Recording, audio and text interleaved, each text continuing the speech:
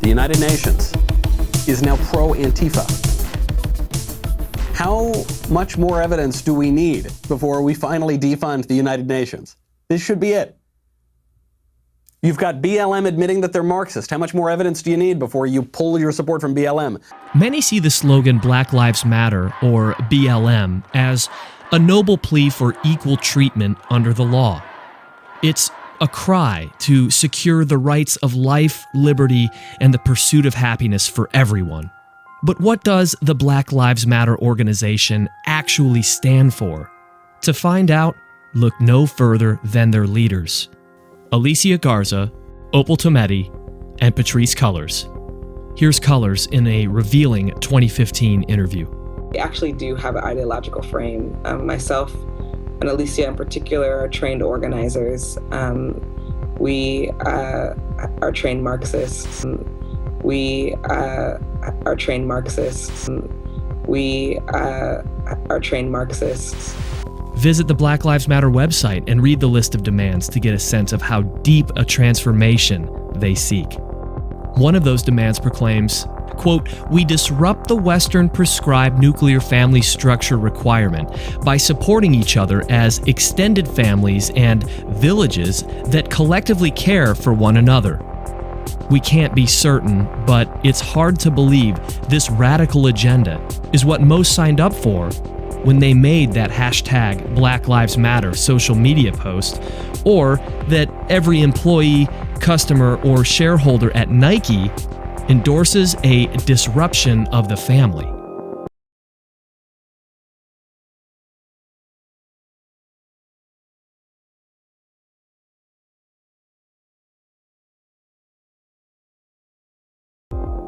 Garza first coined the phrase in 2013, the day George Zimmerman was acquitted of murdering Trayvon Martin. Her friend Cullors added the hashtag and joined the words so it could travel through social media. Tometi created the digital platform blacklivesmatter.com. According to Robert Stilson of the Capital Research Center, the group became a self-styled global network in 2014 and a fiscally sponsored project of a separate progressive nonprofit in 2016.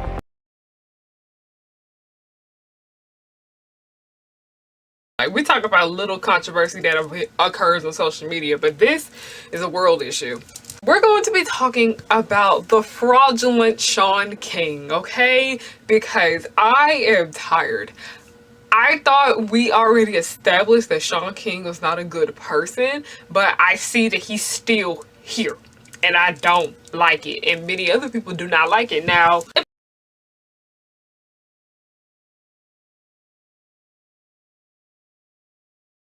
if you're one of my white followers or non-black followers, and you guys want to know how to help us during this time like this and support the Black Lives Matter movement, the first thing y'all can do is stop giving Shaun King attention. Stop sharing his posts, stop following him, and most importantly, stop giving him your money. It's also kind of getting on my nerves because you know how so many celebrities are pretending that they care because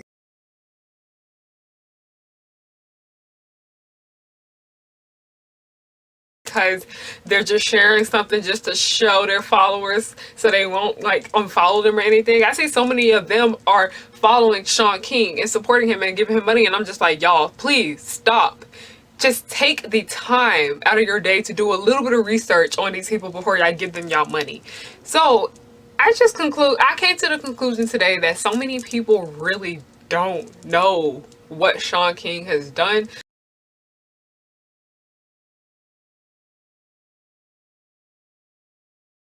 For those of you who don't really know who Shaun King is or don't really know much about him, he is a Black Lives Matter activist who rose to fame. I wouldn't really say fame because he's like an internet person. I say he got attention when the murder of Michael Brown took place in Ferguson, Missouri. That's when everybody kind of figured out who Shaun King was, and we started to support him because we thought he was a good person.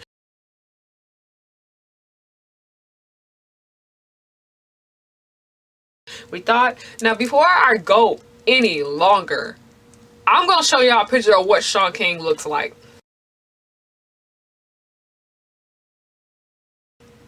That man is not black. That man is not biracial. That man is white.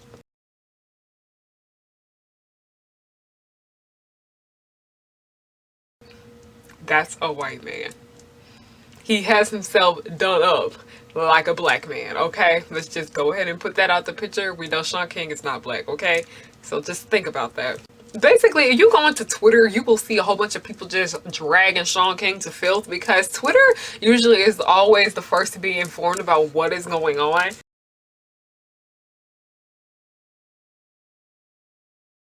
He started a charity and campaign called Justice Together. Now, basically, Justice Together was meant to raise money. That's it.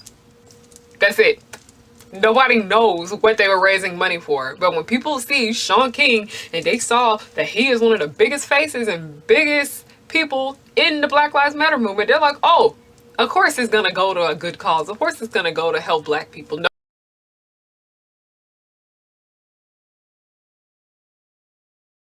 Nope. Nope.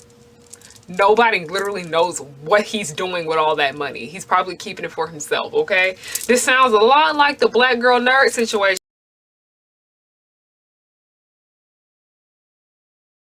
if you ask me. And basically, I talked about the Black Girl Nerds situation on my podcast, if you guys do want to go over there and listen to that. But yeah, basically they scam their own people out of their own money.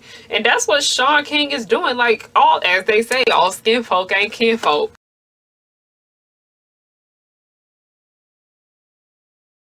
And he not even skin folk, but if you guys are familiar with the Black Lives Matter activist named DeRay, about a few months ago in the later half of 2019, he posted an article on Medium. Love Medium, by the way, is one of my favorite sites.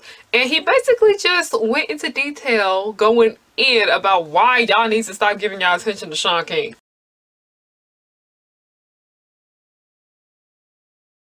Now, I'm going to, like I said earlier, I am going to link all of the articles that I have referred to down below. But with the DeRay article, I am going to read a bit of it to you, and go into detail about the other things that he has done. All the money that he raised with Justice Together, he was supposed to start up podcasts and other projects and everything that he claimed to do, but it never happened. So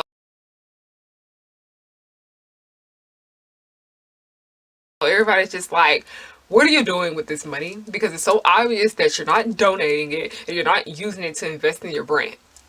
Why do you feel the need to scam black people out of their money?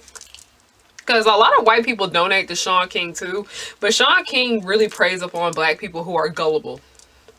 And I find that so freaking sad.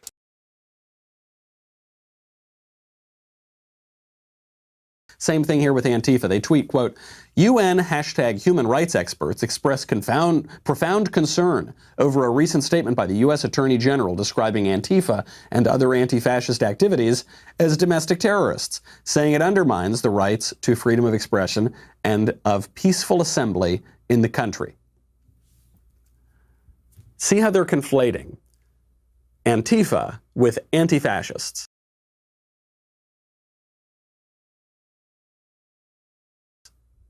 Now, Antifa is a communist anarchist terror group. Anti-fascist just means you oppose fascism. Let's take that example all the way back to when fascism had any sort of meaning, which is back in World War II with Mussolini. And sort of with Hitler, though National Socialism is sort of a different thing. But lump them both together, fine. That was the last time the word fascism really meant anything. George Orwell wrote an essay about this, how after the Second World War, the word fascism lost all of its meaning.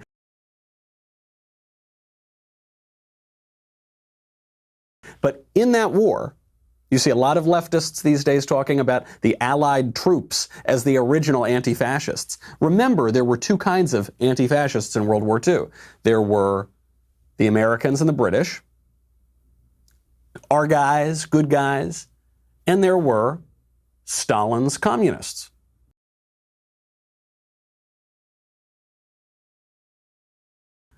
But if you're Stalin, just because you opposed Hitler at a certain point doesn't make you a good guy. Doesn't mean that I want to ally with Stalin, okay?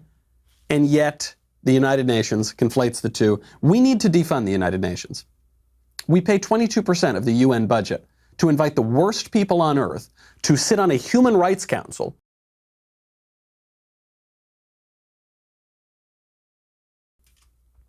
We are in a battle that has become ideological. It's not just in the US, it's international, but it's the same issues.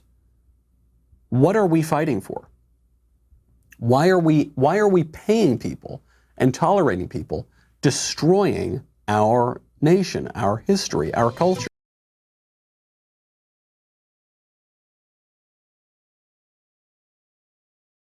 The United Nations has come out in defense of Antifa.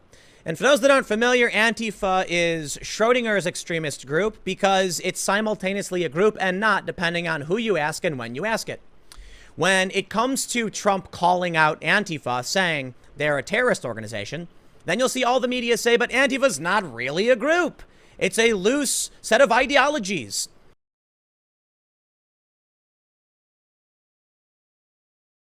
Then, when someone claims that people were associated with Antifa involved in the rioting across the country, the media says, there's no evidence any of these people are associated with Antifa. So which is it? Is it a group? Does it just mean anti-fascist? Well, the UN now is concerned that people are going to come after Antifa. And let me just give you a quick little history lesson.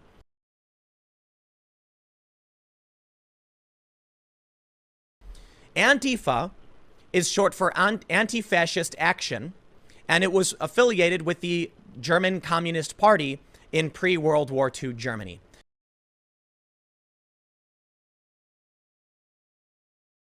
It's a specific thing with a specific logo. They have specific symbols. They are, it is a loose-knit idea. Antifa typically refers to various groups that align with the ideology and the iconography, as it were, and they work with each other. There is no one parent Antifa, but each individual group acts as a there's individual groups in cities, and they organize.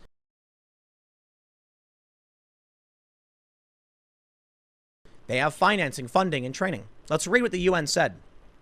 From the Post-Millennial, United Nations comes out in support of Antifa. The UN tweeted in support of Anti on Friday, the anti-government radical leftist organization that has incited and perpetuated violence and widespread rioting following the death of George Floyd at the hands of the Minneapolis Police Department.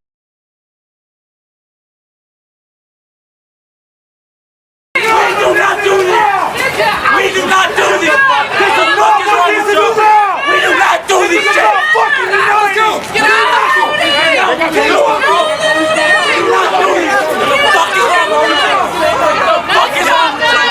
Now, I want to stress, they say organization. I wouldn't necessarily say that's a fair thing because Antifa is a brand, okay? And they have franchises.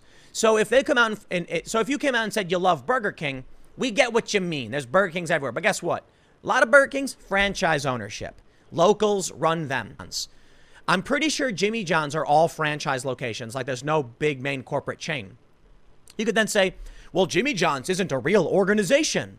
And you're like, yeah, I get it. But there is a parent organization.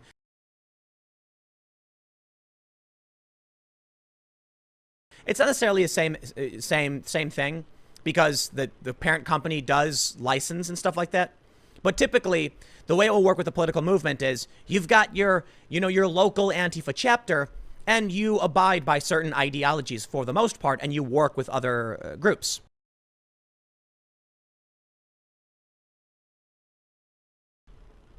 They say, the UN Geneva Twitter account tweets, UN human rights experts express profound concern over a recent statement by the U.S. Attorney General describing Antifa and other anti-fascist activists as domestic terrorists.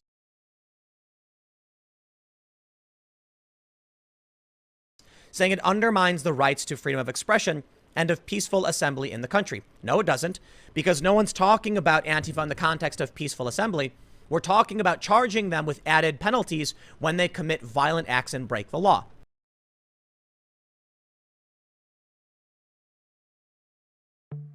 The Chinese government depends on repression to stay in power. As a result, it views the global defense of human rights as an existential threat. Civic groups are being shut down. Independent journalism is no more. Online conversation has been curtailed. Freedom for the people of Hong Kong is being challenged. And for the Uyghurs and other Turkic Muslims of Xinjiang, China has imposed the most intrusive system of surveillance the world has ever seen and has detained 1 million people for forced indoctrination. Now, China is determined to avoid criticism of these deeply disturbing trends. It has long censored people within China. It is now trying to extend that censorship to the rest of the world. Now, some autocrats and dictators are happy to go along. Some powerful governments that could stand up to China have been too divided or distracted. And China is quite willing to use money to force censorship, whether of governments or businesses, by threatening to deny them access to the Chinese market. The voice of the United Nations on human rights has also been a major target of China, and with considerable success. At the UN Security Council, China joins up with Russia to block any action on such human rights crises as Syria, Venezuela, and Myanmar. Governments should band together to challenge Beijing's repression. China cannot stand up to the entire world all at once. But that's the point. You can peacefully assemble. It's in the First Amendment. But if you assemble, then start destroying things and breaking the law, and your intent is to intimidate politically, well, then you're going to be charged. We'll see how these things play out. They say the UN refers to statements by U.S. Attorney General Bill Barr regarding Antifa. So, quote, "We have some investigations underway, very focused investigations on certain individuals that relate to Antifa. But in the initial phase of identifying people and arresting them, they were arrested for crimes that don't require us to identify a particular group or don't necessitate that."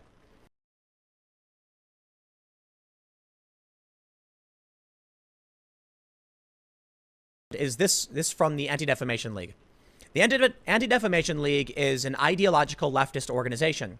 And I'll tell you what, they have a database of hate symbols. And it's very strange. One of the symbols is anti-Antifa. Let me make something very clear. If you oppose Antifa, you could be one of any number of infinite political factions. They like to say that if you're anti-Antifa, then you are fa, because the antis cancel each other out and you are pro-fascist.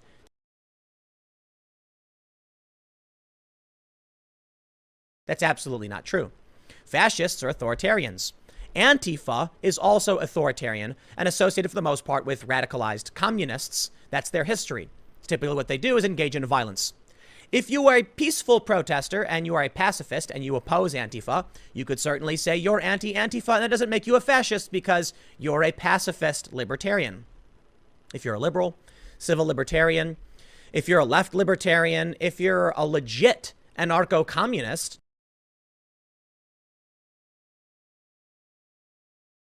so looking at the violence that we have seen here on our streets over the last couple of weeks, this is not my first rodeo. We saw the very same faces and their ideological errors in the 1960s when the radical left stepped out and moved from class warfare to promote their Marxist ideas into racist warfare.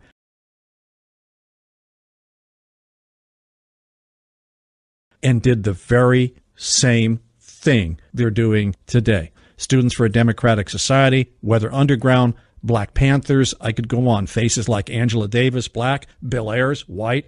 Those two are still active today. They've been college professors. What was their promotion? Hardcore Marxism. Race was only the vehicle they were using to promote it, and they knew it and pretty much said so.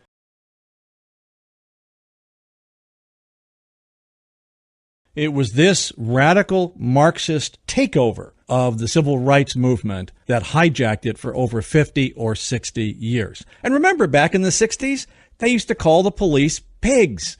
They used to call the police helicopters whirly pigs. Did you ever read the Berkeley Barb? I did. I was there in the Bay Area when all of this was going down. This is not my first rodeo.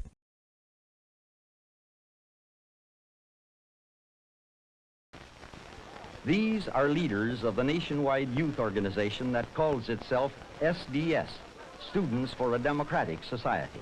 It has more than 300 chapters on the college campuses of America.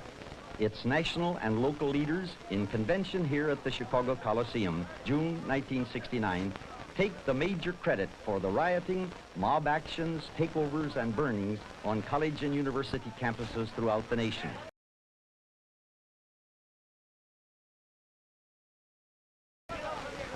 And finding out about the organization of SDS, we've always been quite willing to talk about we'll talk about socialism anywhere, in the streets or in the Senate, anywhere, you know.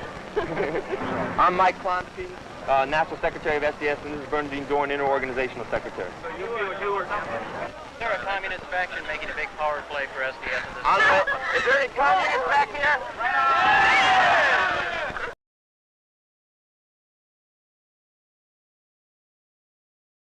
SDS is not, and the movement in this country is not something that exists during the school year and is going to start up again in the fall, and that they have to worry about whether we're going to be in the streets in the fall.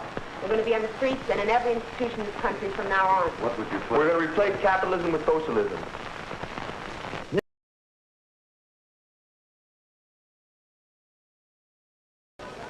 The underlying purpose of the meeting was to further Lenin's emphasis on exploiting youth to advance communism. He said, youth will decide the entire struggle, both student youth and still more, the working class youth. The next voices expose the communist nature of the conference and are from top representatives of the Black Panthers, the Young Patriots, SDS, and the Communist Party USA, who were featured on the program.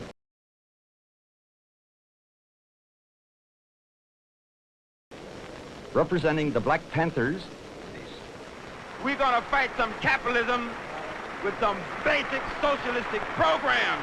We'll fight imperialism with proletarian internationalism. We need socialism in practice. We need an understanding of Marxist-Leninist principles so that we may put our knowledge into revolutionary practice.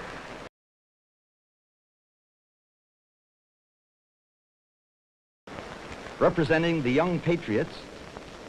And the gun on the side of the revolutionary, on the side of the people, means solidarity and socialism. Representing the Black Panthers. The red book is my Bible, the gun is my staff. Representing SDS. Our program is going to be to come back on the campuses this fall and hit them harder than they've ever been hit before.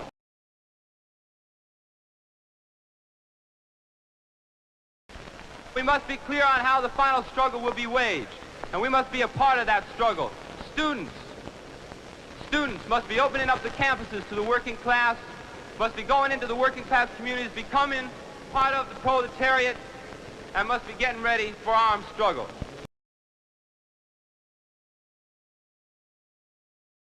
So let's look at the rules themselves. Rule number 1, power is not what you have, but what your enemy thinks you have. Rule number 2, never go outside the experience of your people. People aren't comfortable with things that they have no familiarity with. Rule number 3, always go outside the experience of your enemy. Increase uncertainty and fear. Make them address issues that are distracting. Rule number 4, make the enemy live up to their own book of rules. Make your enemy adhere to their bourgeois standards. That's the way they see it. Rule number 5, ridicule is man's most potent weapon. Number 6, a good tactic is one your people enjoy. Well, duh, of course. Rule number 7, a tactic that drags on too long becomes a drag. Your people get bored. Rule number 8, keep pressure on. Don't give your adversary a chance to regroup. Rule number 9, the threat is usually more terrifying than the thing itself. Adversaries will expend inordinate resources to defend themselves. Rule number 10, the major premise for tactics is that the development of operations that will maintain a constant pressure upon the opposition. The left sees this as constant war. Rule number 11, if you push a negative hard enough and deep enough, it will break through to its counter side. You keep pushing and pushing and pushing, and eventually you may win sympathy from the public at large, or you may push your opponent into overreacting. Rule number 12. The price of a successful attack is having a constructive alternative. That is, you have to have a demand. You have to have a solution. Rule number 13, and this is the favorite of the left: pick the target, freeze it, personalize it, polarize it. They pick their targets on the right, and they try to make these people radioactive, hurling the epithet racist at anybody and everybody they want to make these people untouchable. That is their favorite. Black Lives Matter. I believe that, and most people do. The issue that we have is with the organization Black Lives Matter. And by the end of this video, I think you'll have a pretty good understanding of why. This isn't about what I think. This is about their own words from their own website. Under a section called Defund the Police, they claim this. George Floyd's violent death was a breaking point and an all too familiar reminder that for black people, law enforcement doesn't protect or save our lives. They often threaten and take them.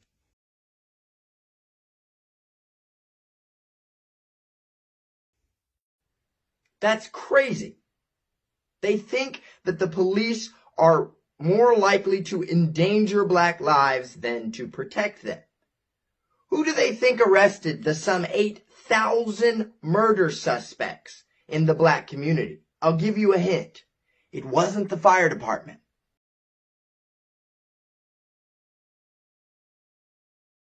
They also say they want to end white supremacy forever.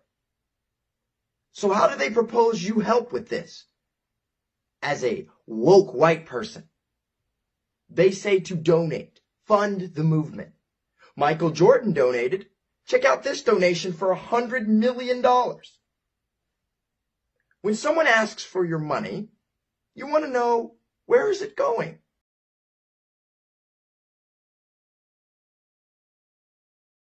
This is where it gets interesting. I want you to pay attention to this right here. Notice how it says Act Blue? What is Act Blue? And what do they do? Well, they're actually a funding campaign for Democratic candidates. And they funded Bernie Sanders' campaign, Joe Biden's campaign, Elizabeth Warren's campaign, and Pete Buttigieg's campaign.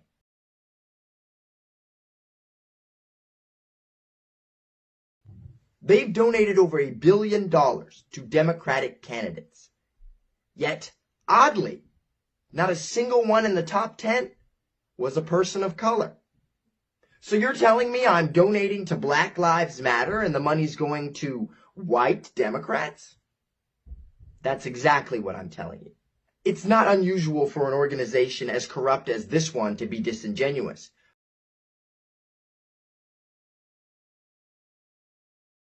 Shaun King, a notorious activist, had this to say. Stop generically telling us to vote in response to all of the police brutality we have right now. Yes, we should vote, but we have to be very specific. Democrats from top to bottom are running the cities with the worst police brutality in America right now. We voted for them. Wait, so you're telling me you voted for Democrats from top to bottom and they're not helping, yet you're still giving them $1 billion?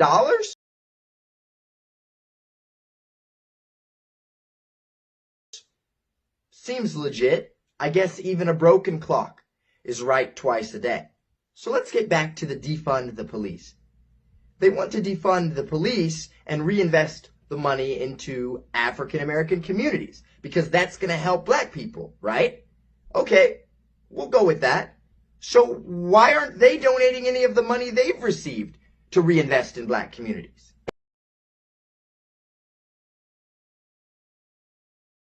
I guess they're too busy donating to the campaigns of white Democrats. What could possibly happen when you defund the police? Well, for starters, citizens could take the law into their own hands.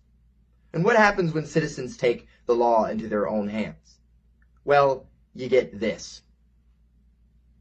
Yes, Ahmaud Arbery's situation, where citizens took the law into their own hands. So what has Black Lives Matter accomplished? In the last 14 days, they've successfully launched riots in cities all across America and encouraged violence against the police.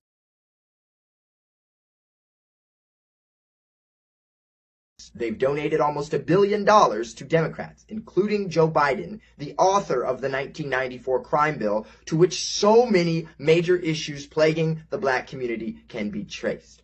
So yes, they claim they care about black lives, yet they willfully give billions of dollars to the Democrat Party, the party of Jim Crow, the party of slavery, the party of segregation, the party of Planned Parenthood that has systematically destroyed more black lives than police brutality could in 460,000 years.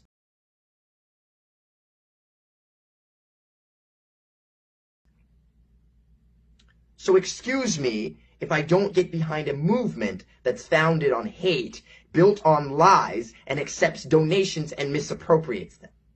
My name is Joel Patrick, and I hope you're having a wonderful day.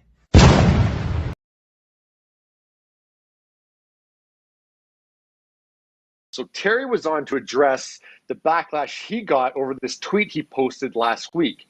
So the tweet said, "If you're a child of God, you're my brother and sister. I have family of every race, creed, and ideology. We must ensure Black Lives Matter doesn't morph into Black Lives Better."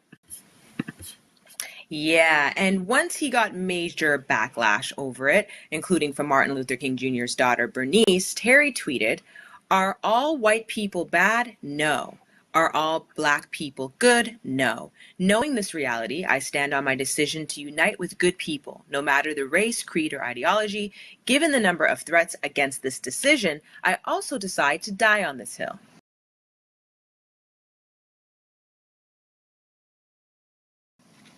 You think if Black Lives Matter is, you said it's you think it's an extreme movement?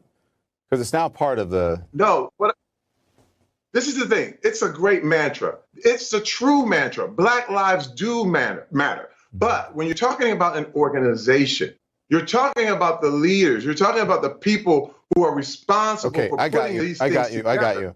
So let me, but Terry, you realize that even during the civil rights movement that Dr. King was seen as extreme. That movement was seen as extreme.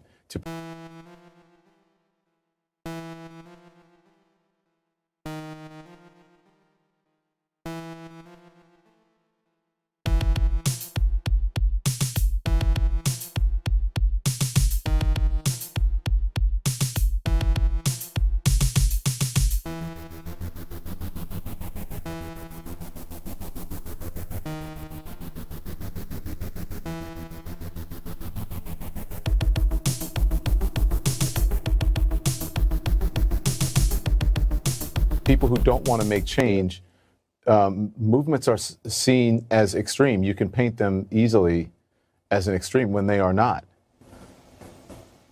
This is very true. But also, when you're talking about MLK, you talk about Nelson Mandela, and even Malcolm X, they all realized that you had to have a non-racial component to these kind of movements, or there will be resentment.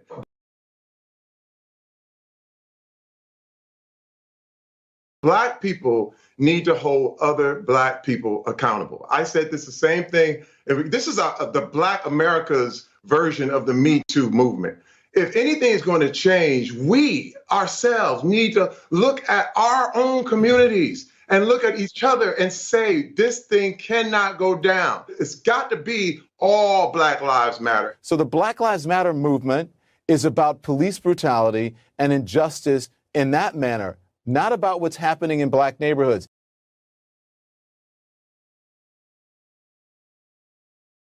There are people who are working on that issue, and if you want to start that issue, why don't you start it?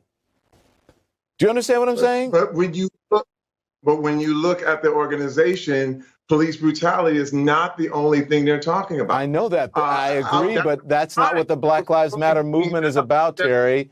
Black Lives Matter is about police brutality and about criminal justice. It's not about what happens in communities when it comes to crime, black on black crime. People who live near each other, black people, kill each other.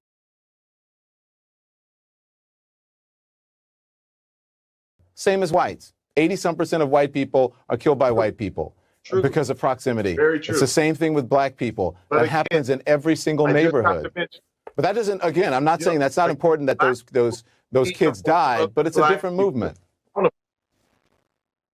Listen, I understand what you're saying. I totally understand. It is about police brutality. That should never be accepted. Yeah. I am not saying that that's not it, but there's more there. Okay. And when I look at, if they have more on their agenda, we need to ask them about what else is on that agenda. Right.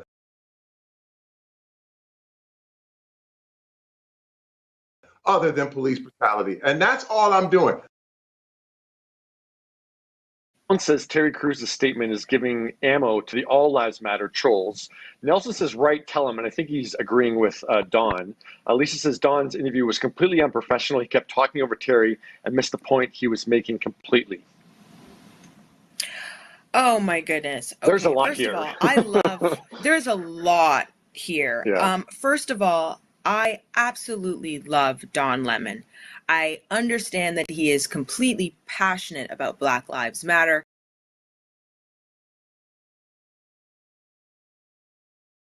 He has a ginormous platform on CNN. I first want to say I think it is unfair to talk over Terry Crews. I don't agree with that. Terry has the right to his opinion, whether we agree with him or not. Don invited him on his show, and he completely just talked over him. I actually wanted to hear what Terry had to say, even though I don't agree.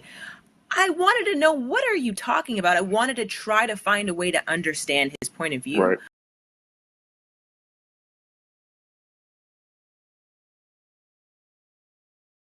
As the debate over whether to defund police departments nationwide intensifies, President Trump is making it clear he is opposed to the idea. There won't be defunding. There won't be dismantling of our police. The president is also trying to cast Democrats who support efforts to defund police departments as anti-law enforcement and radical. Several cities across the country are already considering it in some form,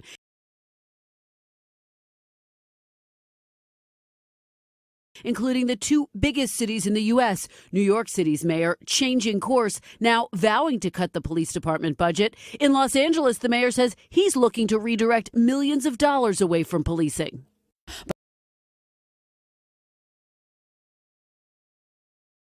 But the presumptive Democratic nominee, Joe Biden, saying overnight he is also against it. No, I don't support defunding the police. I support conditioning federal aid to police based on whether or not they meet certain basic standards of decency and honorableness and, in fact, are able to demonstrate they can protect the community and everybody in the community.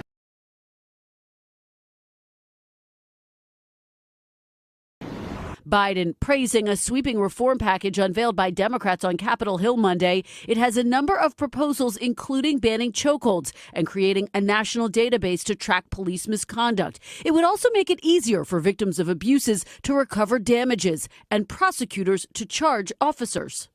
The Congressional Black Caucus spearheading the effort. The world is witnessing the birth of a new movement in our country. This movement has now spread to many nations around the world, with thousands marching to register their horror at hearing the cry, "I can't breathe."